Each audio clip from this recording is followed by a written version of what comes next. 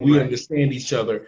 And like I tell people this all the time, no matter being black around the world, I can go anywhere and fit into any black culture because it's just we understand each other. Right. No matter what language you speak, you're That's black, we know what right. time it is. Now, what do you want to do now that you graduate? What is it that you want to do? Well, I've started an initiative called Black City. And what I basically want to do is have a space for us to talk about us. Like I Mhm. said, images are very powerful. And often the images that we've seen about ourselves haven't been produced by us. So it's almost as if somebody else is telling you who you can be. I think having a space for us to talk about who we can be without everybody else chirping in and telling that is exactly what I want to do. So Black City's first thing is called the Village Social Media. Yes, you heard it. I'm going to try and do a Black owned and operated social media platform, and all the proceeds would go towards helping Black communities. And I'm not going to say that anybody gave 1,000 or 100,000 to Trump's campaign. All I'm going to say is Black City Village is going to be pro-Black, and all money is going to go towards helping Black social. That's it. Okay. Now that you said that about Donald Trump, you know, you know, I'm from Orlando, Right. and it's the Bible Belt. Now, I'm gonna be honest, my parents were Republican. Okay, they were straight out Republican, and that's how we grew up.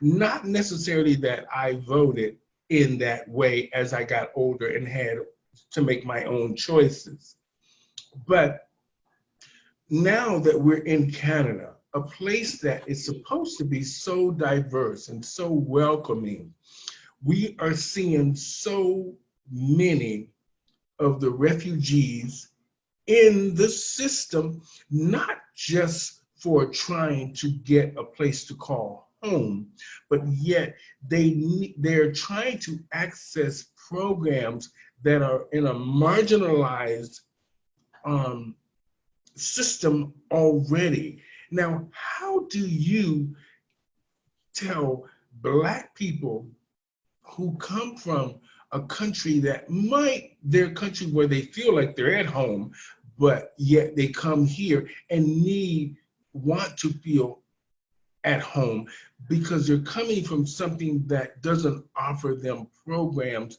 that can sort of make their lives better? Do you understand what I'm saying? What do you think where's the communication problem here? So what I hear from you, Stephanie, is newcomers not being able to navigate systems. Again, we as Black people have issues navigating systems, and I think there needs to be some sort of bridging of the gap. I think social services, ASOs need to step in right at that beginning stage. I think we need to hold them by their hand and bring them into our country and deal with what those issues are. And I think too many times they're coming in, slipping under the radar, coming in, slipping under the radar. And so that's when we get into the problems. And that's what I mean by navigating the system. So if we can get in there right when they come and help them navigate the system, I believe that process would be a lot better. Okay, and now that you graduated, like I said before, like what steps are you taking now to make the reality of what you want to happen? Black City, is that what you call it? Yeah, it's Black City, the village. And so Okay, I've actually got some friends on that. okay. Yeah, Now, so you've left Black Cap altogether. correct. Okay. Um, I'm not going to ask why. I'm just trying to make it all fit in, or connect. I want to have Okay. a real, I wanted the people out there to have a real connection of resources, where you stand, how you can help them, and if you can help them at this time, but yet you can still give them valuable information that can guide them along their way. Now, Pride is coming up in Toronto. Correct. Now, Yes. we're dealing with all kinds of things, from the protests and um, the mere fact of this coronavirus thing here. Plus, we have um, You remember last year when we had the preachers, black preachers in the village? Yeah, We're yeah. going to have that again, I'm sure. So, what do you think needs to, how are you going to get the message out about AIDS prevention, HIV prevention, when we are dealing with this coronavirus? How do you deal with that? So it's funny you say that. Like you, I come from a very Christian background, and sex wasn't really talked about. And you talk about these black men with their Bibles in there. That often is a very scary point, and that can be a definite sign of people to run away. So I think it's really important for our religious leaders to reach out and have those conversations with the people, because remember, our people thrive within our churches. So if you're away from that and you don't have that kind of flock, things can get very difficult. So what I would like to look at is means of communication. So I have a chat group. There's QR codes that people get. You scan it, it automatically gets into a chat group. People can ask questions day or night, and I'll try my best to respond to them. If I don't know the information, I'm online looking for it to give it to them. And these sometimes are people who don't have homes, people who really need the information right now, people who are actually street involved as well as substance involved. So I want to be able to be available to them. So that's in the interim something that I've done. Mhm. Now, how do you see over the years, how do you see the success of prevention? Has it really made a difference? All of the marketing, all of the handing out condoms, all of the preaching, all of the programs, have we seen real success in this community? So that's what takes me back. You know, if there are those who are not part of the community can't thrive. So we need people and companies who are willing to go and meet people where they're at. We need to go to Jane and Finch. We need to go to, those areas. We have to go and meet people where they're at. If we're not prepared to do that, then we're not going to meet our mandate. We're not going to be able to save the people. And I think having those at the helm who are going to flee from the downtown core, because keep in mind, our community isn't the downtown. Our community is spread out here. We need to be able to reach them here. And we also need the funding to do it as well. So that's Okay. Now, do you think there will be a cure for HIV? The truth is, I hope there will be. I have faith that there will be. But capitalism in a neoliberal society just tells me there won't be.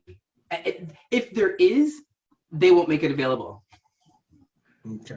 Now, I saw something in the US to where they're on the verge of finding a cure. Now, that came from the CDC. And as far as I'm concerned, until we know and we have the right data and we're getting the right information from the right forms of government, I'm just looking at it as though I am very happy that so many people are surviving at this time, because I'm saying that there must be some success in a big way, because we're not seeing people die like they used to, which is a good thing. And I take my hat off to the government and to the pharmaceutical companies for making sure that people have their drugs available to them. And the fact that they have doctors to do follow-ups to make sure that everybody is okay. Now, with that being said, what do you think should happen for the next prevention? What's the next phase we should go to for prevention? We already know, like you said, we give out the condoms, we put out the educational material, but still people aren't getting it. Okay, the truth is, again, meeting people where they're at. What about digital resources? We live in a digital world. There's apps, there's X, Y, and Z, and I think there should be a brochure that says, if you're new to this country, download these apps, and these apps will navigate you. And I think that's what needs to happen, is an actual resource that navigates you from X, Y, and Z's of being part of Canadian life. Mm-hmm.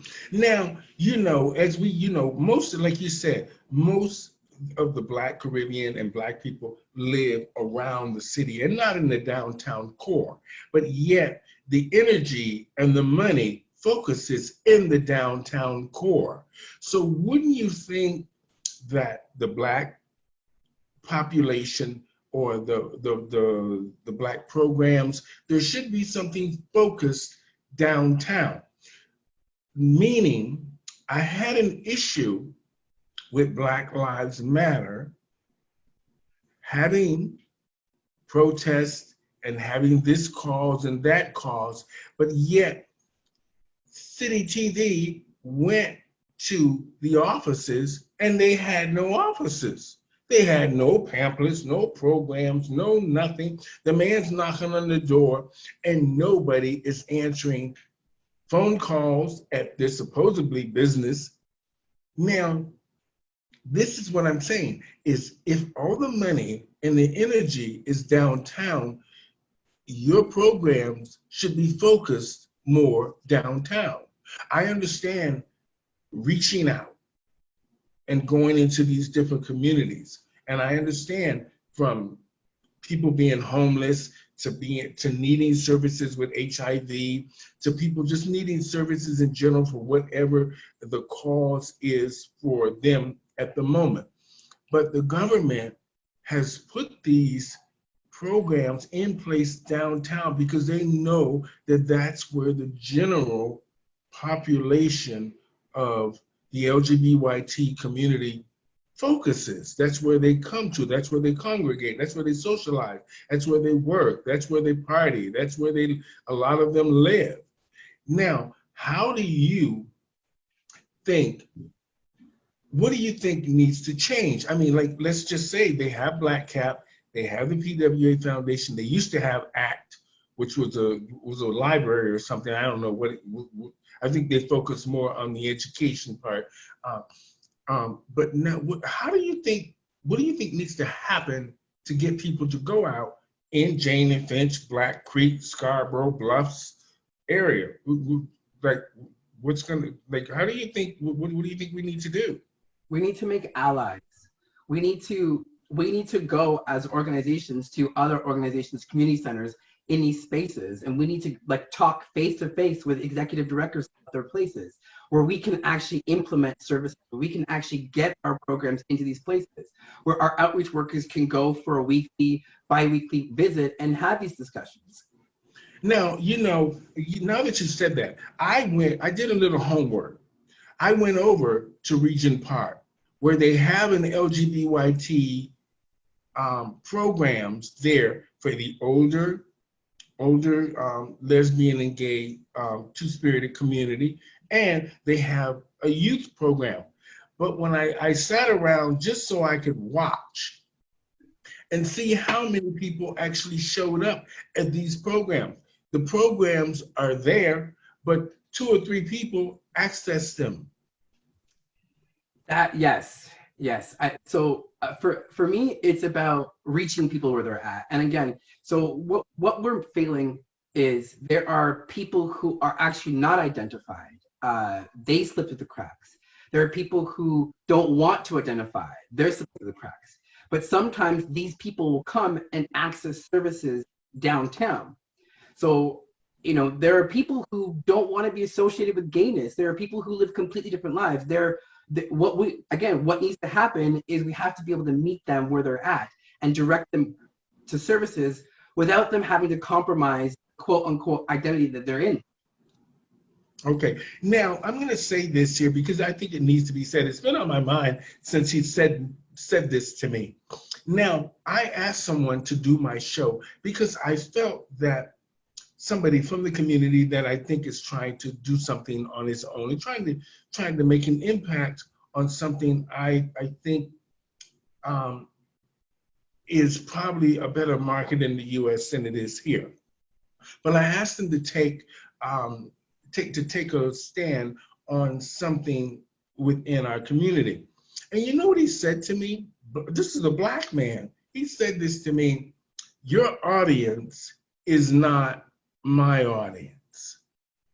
And I thought to myself, here goes the divide again. Right. So yeah. You're listening to me and you're watching what I do, and you see that I'm not on one side of the coin or the other side, but our audiences are not the same. No. Meaning that you don't, for me, I would use any voice I had in any medium to get my word and my message across to someone that might be more popular or has a bigger audience. Right. But you're letting pride and the fact of maybe some jealousy get in because you're not, I'm not trying to think for this person, but I said, okay, thank you. You saw it. Yeah, yeah. you were able to see that they put up this block. And I think that right there, so you see it all the time. And that block prevents that person from accessing services, from going where they need to go to fix what's ailing them in their life. You know, it's a shame that happens a lot with us. But you know, it's funny, I've been reaching out to a lot of the American girls, and I didn't reach out to a lot of the Black girls here, only the ones that I thought that really understood our cause, our plight. I'm not here to gain anything but knowledge and to help. That's all Stephanie's trying to do. If something good comes out of all this, we're blessed, all of us. Right. So I look at it that way. But the American girls seem to be more outreaching, more ready to educate, even when they don't have much themselves. But yet the girls here, and even some of the guys, they have this thing on their shoulder that they just can't seem to get off. It's like, you came from this country, you're now in Canada, you can take those bricks off your shoulders. And let's try to work together for a common goal.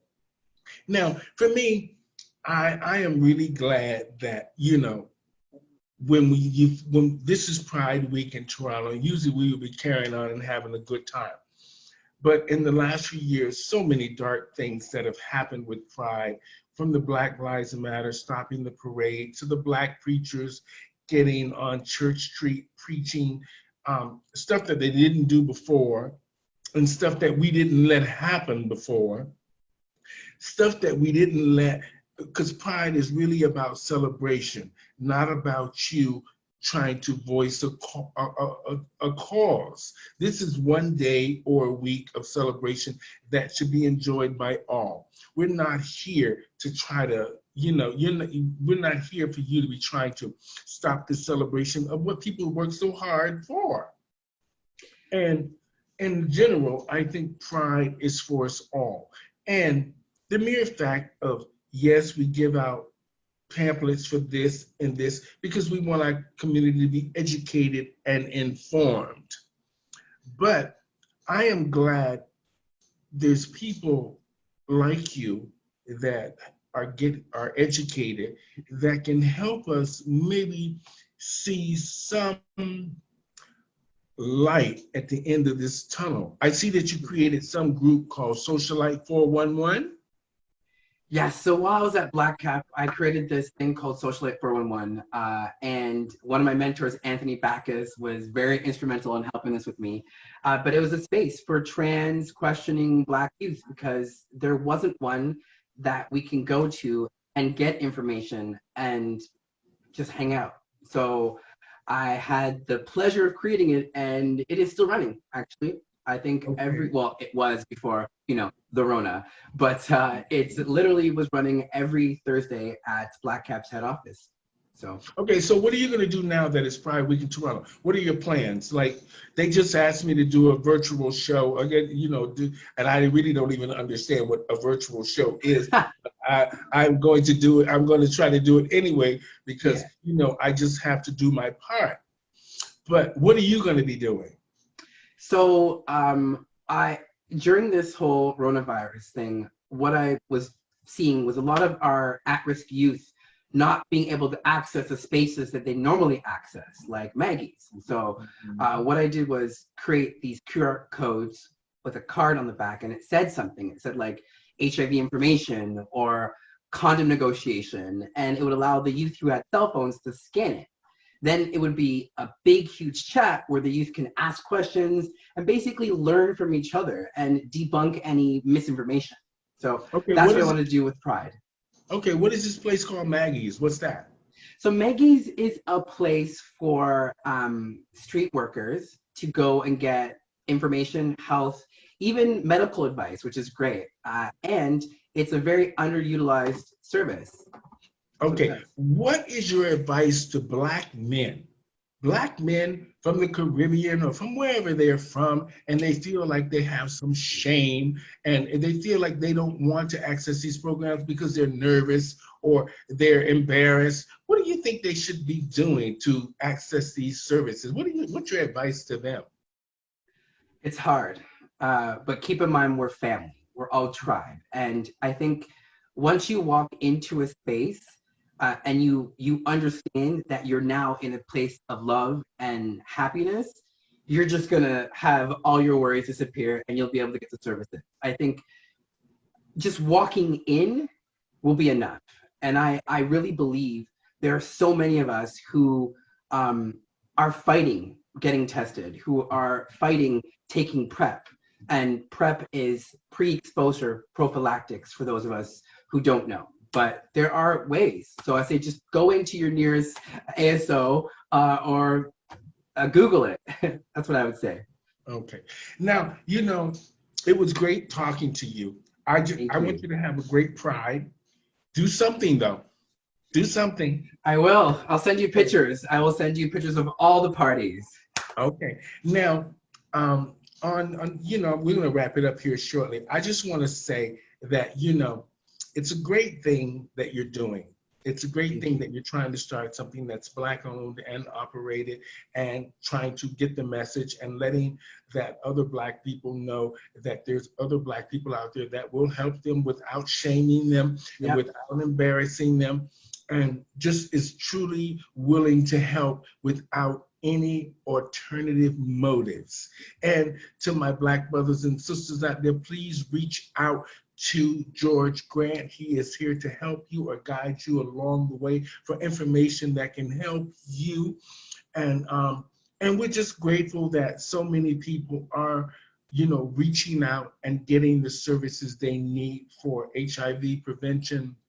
And the mere fact of just that, people are living longer, and the fact that, we're doing things now for each other that we didn't do long time ago. We're kind of communicating. Just a little bit more communication, and I think we're all going to be on the same page.